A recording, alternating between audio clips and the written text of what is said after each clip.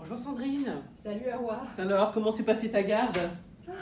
J'ai ramené un petit café. Oh, c'est trop sympa. Merci beaucoup. Bah écoute, pas mal, assez mouvementé, tu sais, comme d'habitude. Écoute, je suis contente que tu viennes. Premièrement, parce que ça veut dire que c'est la fin de la garde. Et puis en plus, j'avais un sujet à aborder avec toi. Il m'est arrivé un truc pendant ma garde. Donc, je voulais Qu'est-ce qui s'est discuter avec passé? toi. Dis-moi, ouais. Écoute, vers 3 heures du matin, la bonne heure, j'ai été réveillée par une sage-femme à propos d'une patiente qui avait super mal en salle de naissance. Alors j'avoue que ça m'a un peu interpellée, j'étais un peu embêtée. C'était une péridurale qu'on avait mis 3-4 heures auparavant dans le cadre d'un déclenchement péricynto pour macrosomie. Tout s'était bien passé, la péridurale s'était bien installée, on n'avait pas de problème d'insuffisance d'analgésie. Donc je suis descendue en salle de naissance en me demandant mais qu'est-ce qui se passe avec cette péridurale, quoi. Bah oui, c'est vrai qu'on est quand même souvent confrontés. Donc, Ouais. c'est à peu près 10 à 20% de nos Ouais, péris à ce qui point-là. vont soit être en échec, soit pas fonctionner. Mm. Et ça dépend un petit peu de la définition qu'on va donner à l'insuffisance d'analgésie. Ça peut aller de l'échec total aux accès douloureux, plus de 3 au cours du travail. Ça peut être aussi une migration du cathéter. Et voilà, mais actuellement, il y a une définition quand même devient un peu consensuelle. C'est l'absence d'analgésie 45 minutes après la pose de la péridurale. D'accord. Moi, ça me paraît assez concret et utile pour notre pratique. Voilà. Donc, c'est quelque chose qui arrive, mais la bonne nouvelle, finalement, c'est qu'on arrive le plus souvent à gérer correctement ensuite ces insuffisances d'analgésie. Ok.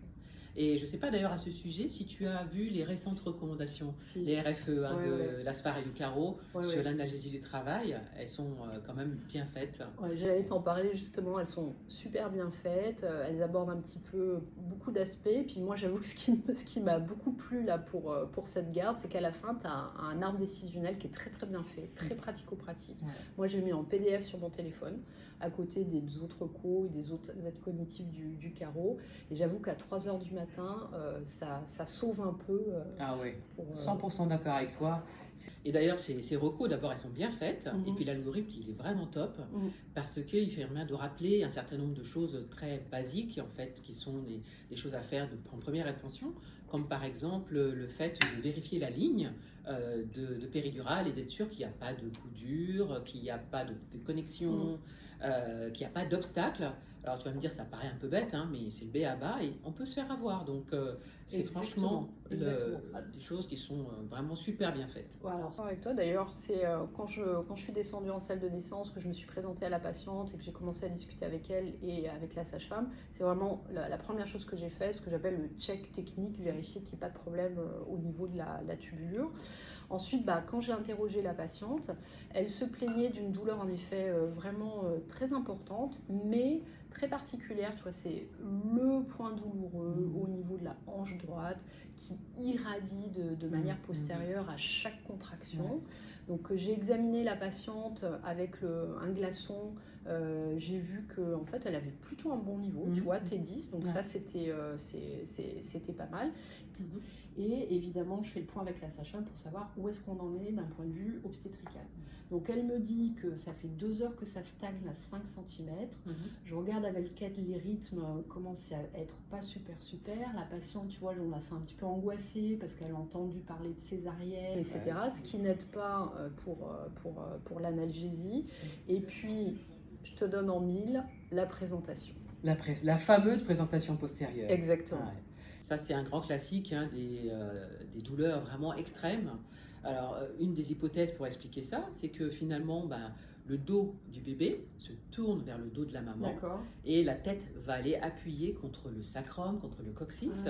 Et donc, les douleurs vont être très intenses et en plus, ça va empêcher un petit peu la diffusion de la solution analgésique au niveau des racines. Donc, tu vois, ça fait des douleurs très importantes, souvent bien localisées, mais parfois diffuses, et qui malheureusement sont plus difficiles pour nous à gérer avec nos APD classiques. D'accord. Écoute, je te remercie pour l'explication un petit peu, on va dire, physio-anatomique. Donc présentation postérieure, 3 heures du matin, je garde mon aide cognitive et bon niveau, petit point douloureux. En fait, ce qui était préconisé, c'est faire quelque chose qui amène de la puissance à la péridurale. Donc j'avais 2 solutions, celle des adjuvants ou bien la clonidine ou bien le Sufinta. T'aurais fait quoi toi à ma place? Alors moi j'ai un petit faible pour le catapressant, pour la clonidine, Okay.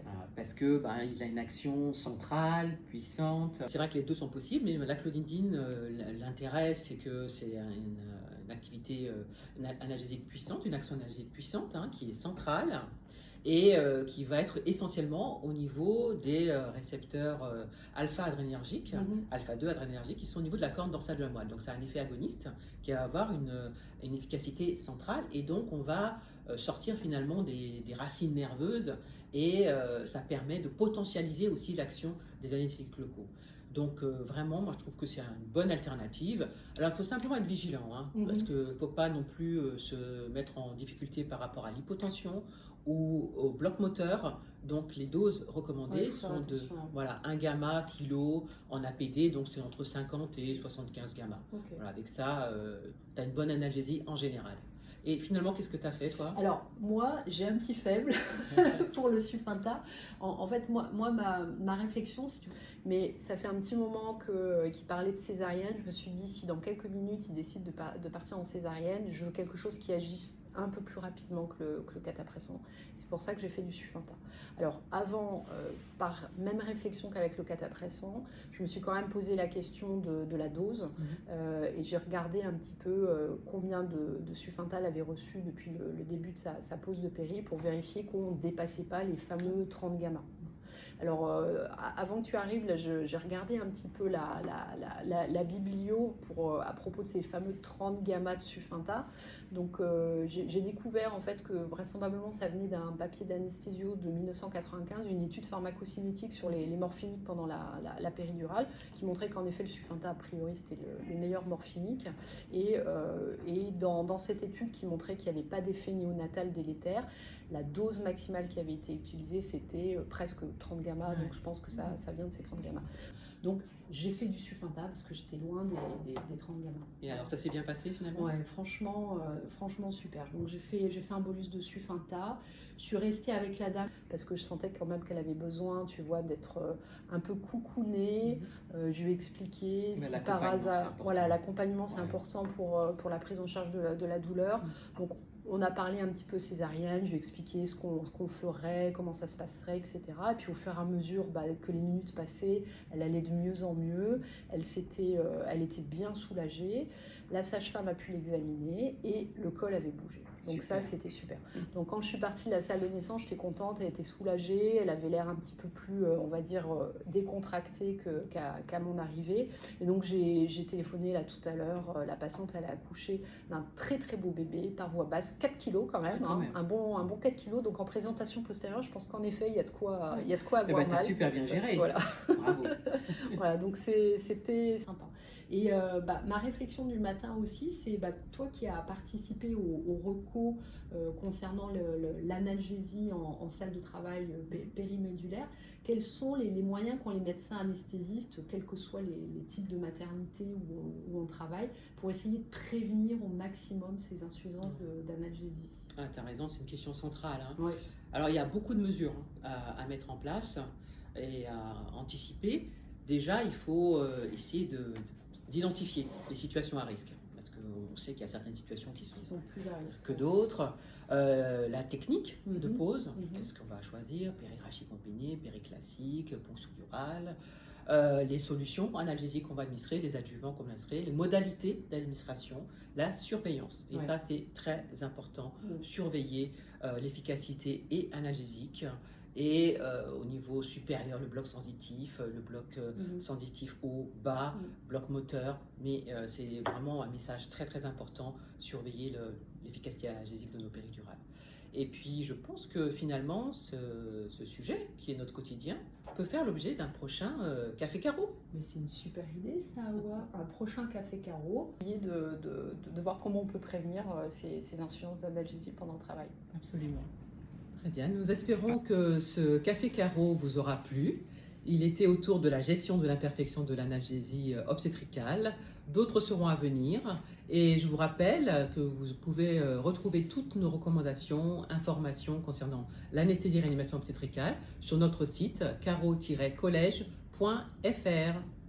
Bon, en tout cas, c'était un vrai plaisir de tourner ce Café Carreau avec toi, Awa. Pareillement. Si vous voulez rencontrer d'autres passionnés de l'anesthésie-réanimation obstétricale, vous pouvez revenir nous rejoindre à notre prochain congrès qui a lieu du 5 au 6 juin à Strasbourg. Et vous pouvez vous inscrire sur le site caro-congrès.fr. Vous pouvez nous suivre aussi sur les réseaux sociaux. On attend vos likes avec plaisir. Et vos suggestions de prochains sujets Café Carreau. Exactement. Donc, à bientôt pour un prochain Café Carreau. À très vite. À vite.